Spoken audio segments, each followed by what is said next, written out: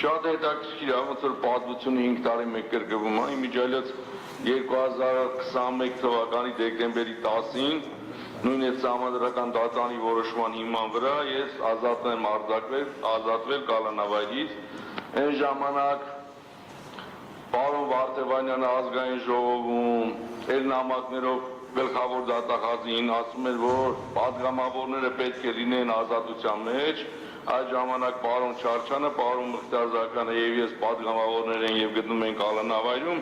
եւ դեկտեմբերի 10-ին ես ասացի, որ Արամ Վարդևանյանը ճիշտ էր եւ ամբողջ դատախազական համակարգը սխալ էր, որովհետեւ ինքը սահմանադրական դատարանում ապացուցեց, ոչ թե գլխավոր դատախազը չէր պատասխանում, այլ ինքը պատասխանել է լրագրողներին, որ ոչ պետք է մնա հաղթահարվածը, բայց սահմանադրական դատարանը ապացուցեց եւ Վարդևանյան Արամն էլ ապացուցեց, որ ինքը ճիշտ է։ Հիմա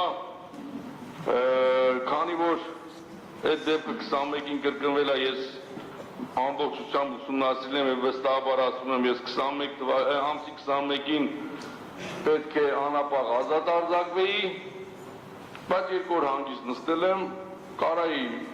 բարձրաձայնեի ասեի, բայց դրա կարիքը չունեմ, չեմ նեղվել, որ ես մի տարին կալանքի մեջ եմ 2 օր էլ ավել եմ մնացել, բողոք չունեմ, այդքան։